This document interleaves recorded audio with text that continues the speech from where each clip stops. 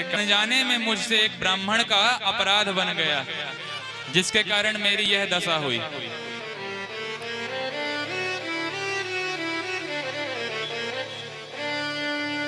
भगवान ने कहा अनजाने में बन गया, कैसे? तब इसने कहा, प्रभु आपने दानियों में अगर चर्चा सुनी होगी तो सबसे पहले मेरा नाम सुना होगा। यदि ते कर्णमस्पृशम, अगर दानियों में आपने किसी का नाम सुना होगा तो सबसे पहले मेरा नाम सुना होगा। अच्छा, क्या दान किया आपने? तब वो है नृग नाम का राजा कहता है, पयस्विनी तरुणी शील रूप गुणोपपन्ना कपिला हेम श्रृंगी न्यायार्जितारुप्यखुराशवत्सा दुकूल माला भरणा ददावहम् दुकूल माला भरणा ददावहम्। प्रभु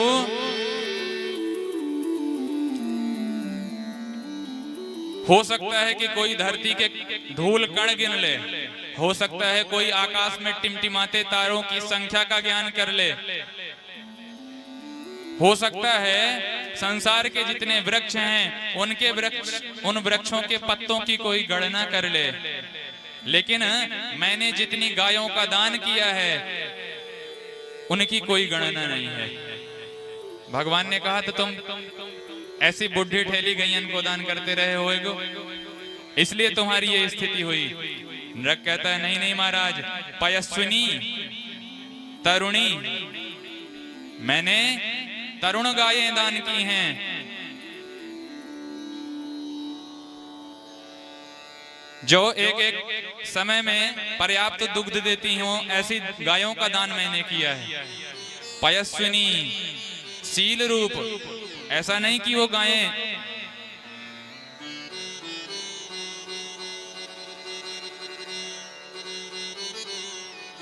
स्वभाव से दुष्ट हों, शील गायों का दान किया है।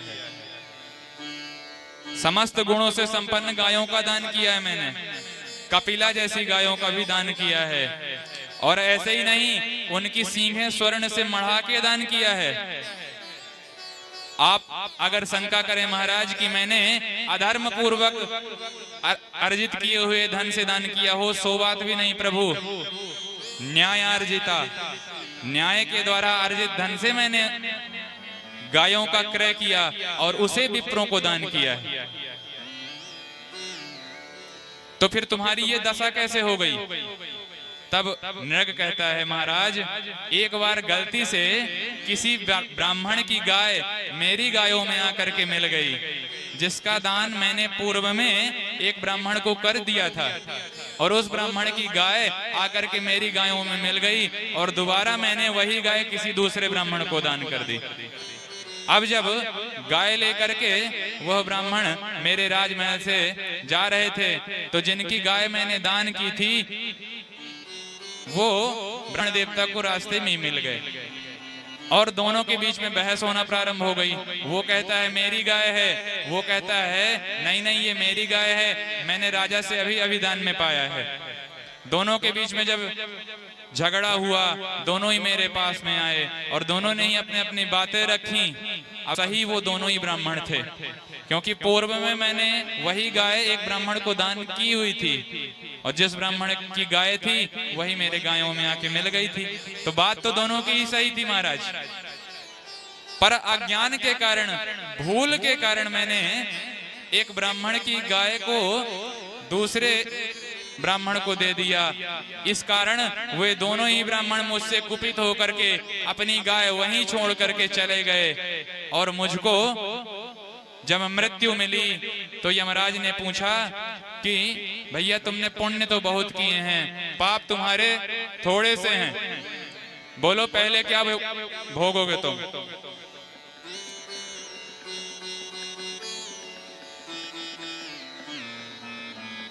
नृग ने कहा महाराज पहले अगर मेरे पाप कम हैं और पुण्य ज्यादा हैं तो पहले पाप ही भुगा दो।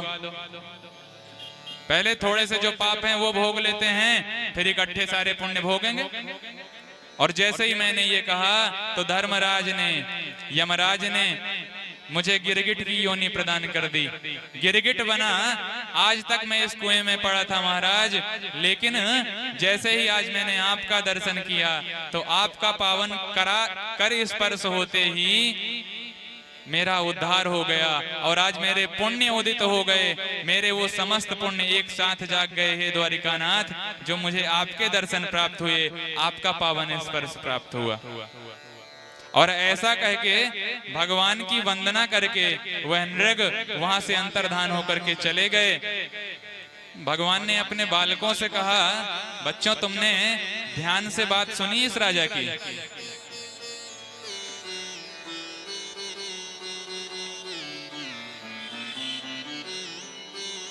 विप्रों का धन गलती से इसने दूसरे को दान कर दिया।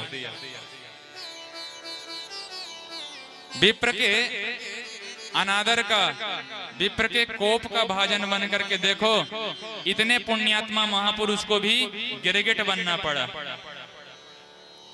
भगवान अपने पौत्रों को समझाते हैं, नाहं हालाहलं मन्ये विषम्यस्य प्रतिक्रिया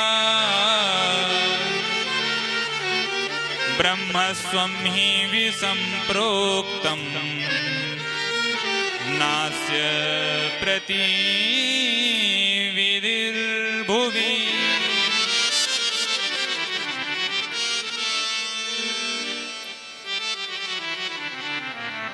मुझे आप विष पान करा दो, मंजूर है, लेकिन किसी ब्राह्मण का अपमान करोगे वो मुझको मंजूर नहीं।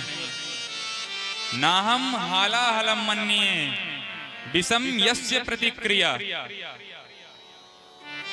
पर यदि किसी विप्र का अपमान करता है कोई, तो भगवान फिर उसको क्षमा नहीं करते। भगवान कहते हैं, कुलम समूलम दहति ब्रह्मस्वारण पावकः।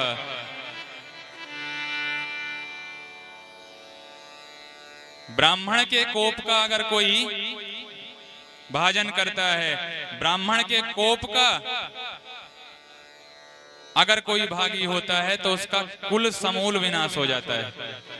कुलम समूलम दहति ब्रह्मस्वारण पावकः।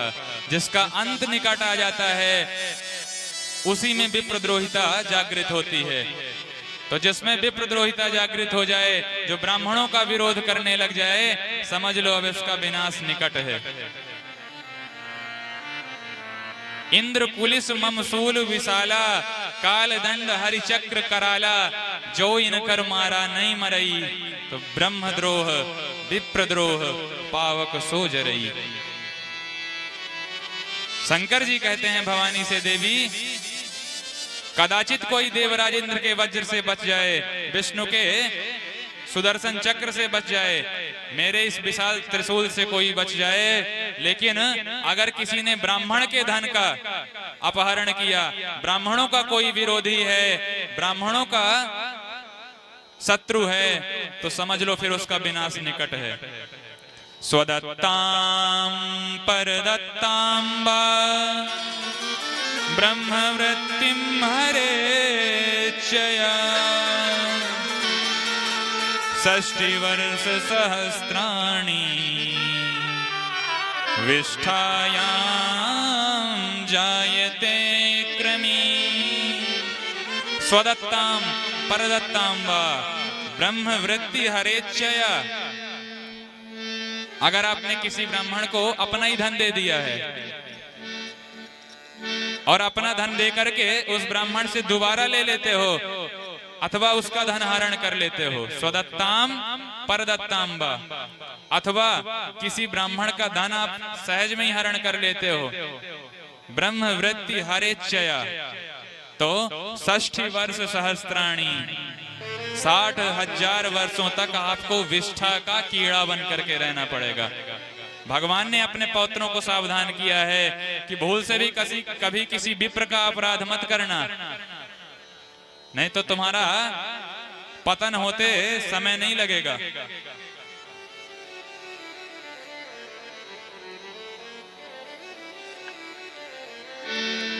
इस प्रकार भगवान समय समय पर अपने पुत्र पौत्र आदिकों को सावधान भी करते रहते हैं, समझाते भी रहते हैं, ज्ञानप्रद बातें भी बताते रहते हैं।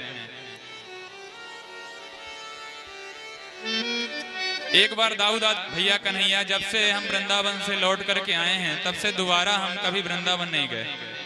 तुमने भी ब्रजवासियों से कहा था कि हम परसों लौट करके आ जाएंगे, परसों की जगह आज बरसों व्यतीत हो गए, तुम लौट करके वृंदावन नहीं गए कन्हैया।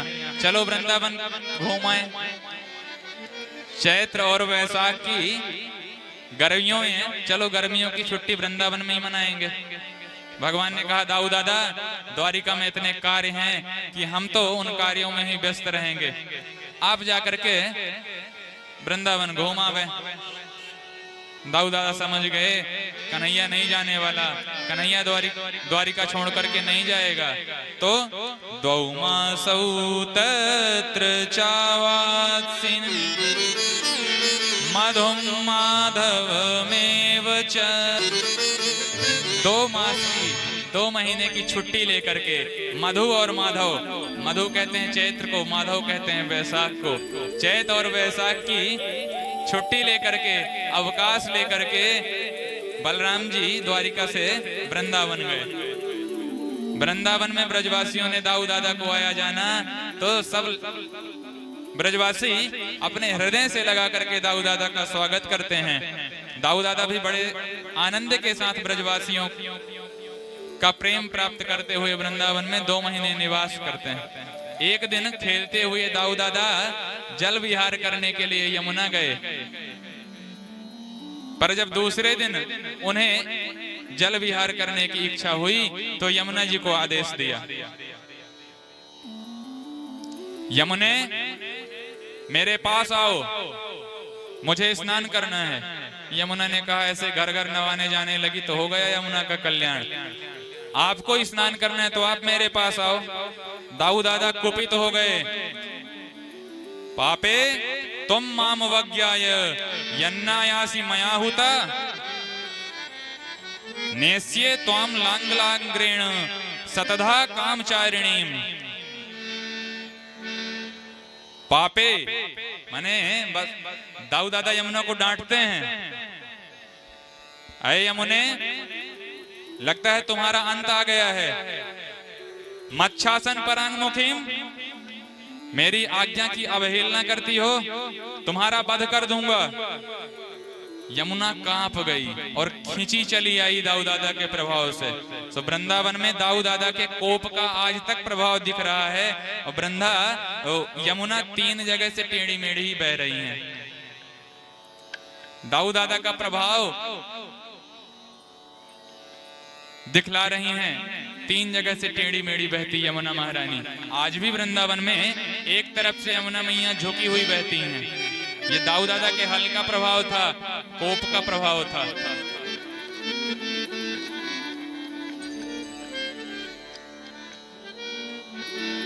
दाऊद दादा तो वृंदावन में रह रहे हैं, लेकिन एक पौंड्रक नाम का राजा था जिसको भगवान बनने की सनक सवार हो गई। भगवान बनने का भूत सवार हुआ इस पौंड्रक नाम के राजा को, तो इसका जो मित्र था काशीराज, उसने इसको और चढ़ा दिया। पौंड्रक से कहता है मित्र तुम बन जाओ भगवान, मैं बन जाऊंगा तुम्हारा पुजारी, और फिर जो भी माल आएगा उसका 50-50। सो क्या था महाराज, 2 हाथ तो इसके थे ही, 2 हाथ इसने नकली फिट करवा लिए। एक यांत्रिक गरुड़ का निर्माण किया, जिसका खटका दबाता है तो वह गरुड़ उड़ना चालू हो जाता है, और गरुड़ में बैठ करके ये भी उड़ने लग जाता है, और भोली भाली जनता से कहता है वासुदेवोऽवतीर्णो हम एक एव न चापर भूत अनुकंपार्थम। जनता से कहता है मुझ वासुदेव का अवतार इस धरती पर जनता के कल्याण के लिए हो चुका है। बोली भाली जनता इसका चमत्कार देख करके इसको नमस्कार करने लग गई। बोल पौंड्रक भगवान की। देखो कितनी भोली है जनता, किसी की जय जयकार करवा लो। कितने प्रेम से आप सबने पौंड्रक भगवान की जय जयकार की। ऐसे ही चारों तरफ भोली भाली जनता उस धूर्त की जय जयकार करने लग गई। इसके मित्र काशीराज ने इसको और चढ़ाया। मित्र सब उस द्वारिकानाथ कृष्ण को भगवान समझते हैं। मैंने पता पाया है कि उसका बड़ा भैया खतरनाक भैया हल मूसल वाला बलराम वृंदावन गया हुआ है, और वो कान्हा जो है वो एक नंबर का डरपोक है, रणछोड़ है। अगर तुम उस पर विजय प्राप्त कर लोगे फिर तुमको भगवान बनने से कोई नहीं रोक पाएगा, और तुम्हारा बहुमत सर्वमान्य रूप से स्थापित हो जाएगा और तुम भगवान ही हो जाओगे। पौंड्रक ने कहा तो मैं क्या करूं? काशीराज ने कहा मित्र कृष्ण को एक पत्र भेजो, वो इतना कायर है कि तुम्हारा पत्र पढ़ते ही द्वारिका छोड़ के भी भाग जाएगा। तो मूर्ख और शंख ये दूसरों के बजाने से ही आवाज करते हैं, दूसरों के फूंकने से ही इनमें जान आती है। पौंड्रक ने भगवान को एक पत्र लिख दिया। पत्र लेकर के पौंड्रक का दूत द्वारिकानाथ की सभा में गया। उद्धव जी ने आगे बढ़ करके वह पत्र हाथ में लिया और पत्र को पढ़ते ही हंस पड़े। द्वारिकानाथ ने कहा क्या लिखा है पत्र में? उद्धव जी ने कहा भगवान आप नकली निकल पड़े। प्रभु असली वासुदेव का अवतार अब हुआ है, आप नकली हो। इस पत्र में लिखा है वासुदेवोवतीर्णो हम तुम तो मिथ्या विधाम त्यज भूतानाम अनुकंपार्थम एक एव न चापर। वासुदेव का अवतार मुझ पौंड्रक के रूप में हुआ है, दूसरा कोई भगवान धरती पर नहीं है। एक एव न चापर।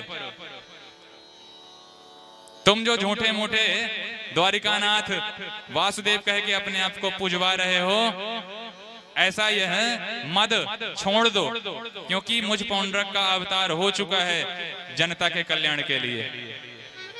भगवान जोर से हंस पड़े और उस दूत से कहा भैया अपने भगवान से जाकर के हमारी राम राम कह देना और बोल देना कि पौंड्रक भगवान के दर्शन करने के लिए द्वारिकानाथ कल ही आपके नगर आ रहे हैं। दूत ने आकर के जैसे ही पौंड्रक को संदेश दिया कि प्रभु द्वारिकानाथ कल आपके दर्शनों के लिए आ रहे हैं, तो पौंड्रक घबरा गया। मित्र काशीराज तुमने कैसी समस्या में उलझा दिया मुझको। अरे वो अपनी द्वारिका में भगवान बन के पूज रहा था, हम अपने नगर में भगवान बने थे, लेना एक न देना दो। अब तुमने फालतू में ही झगड़ा मोल ले लिया। काशीराज ने कहा मित्र अगर भगवान बनना है तो थोड़ी बहुत रिस्क भी लेनी पड़ती है, फ्री में थोड़ी कोई भगवान बना देगा। अब अगर भगवान बन के पूजना है तो थोड़ा सा युद्ध भी कर लो।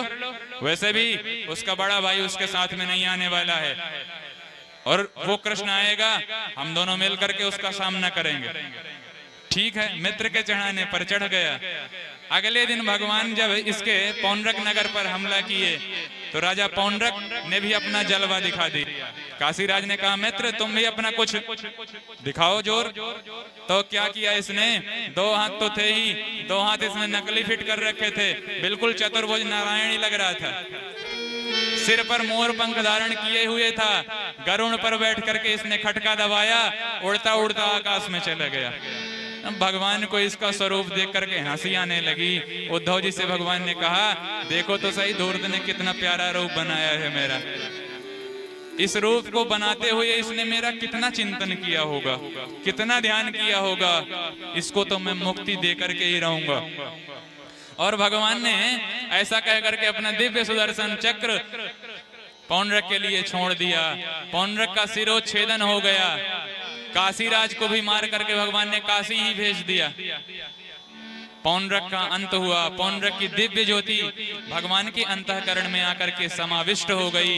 पौंड्रक का उद्धार हो गया। बोलो द्वारिकाधीश की।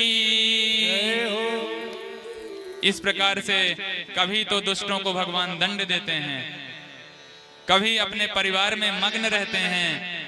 बड़ी ही प्रसन्नता के साथ द्वारिकाधीश के चरित्र चल रहे हैं। भगवान की दिनचर्या कैसी है? तो भगवान की दिनचर्या का भी वर्णन है। अपनी सुधर्मा सभा में बैठ करके ब्राह्मे मुहूर्त उत्थाय वायुमस्पृश्य माधवः दध्यौ प्रसन्नकर्णम् आत्मानं तमसः परम्। ब्रह्म मुहूर्त में प्रभु उठते हैं, स्नान आदि क्रिया से निवृत्त होते हैं, ध्यान करते हैं, गायत्री मंत्र का जप करते हैं, संध्या वंदन इत्यादि करके विधिवत भगवान सुधर्मा सभा में जाकर के आसीन होते हैं। उस सुधर्मा सभा की भी एक विशेषता है महाराज परीक्षित। उस सुधर्मा सभा में चाहे जितनी भीड़ हो जाए, लेकिन एक व्यक्ति के बैठने की जगह हमेशा खाली रहती है। ऐसी उस दिव्य सुधर्मा सभा में बैठ करके भगवान अपनी प्रजा के साथ न्याय करते हैं, उन पर शासन करते हैं और उनका रक्षण करते हैं।